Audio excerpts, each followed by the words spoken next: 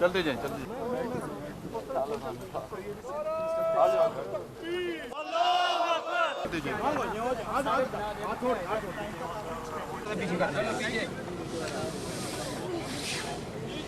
बिस्मिल्लाहिर्रहमानिर्रहीम। हमारे लिए अभी भी रेंजर्स के पास कितना देर लगती है कि हम वहाँ पे 5 मिनट फायरिंग होनी है तो उसके बाद वहाँ बंदा नज़र नहीं आएगा, लेकिन हम लोग कह रहे हैं सब्र सब्र सब्र।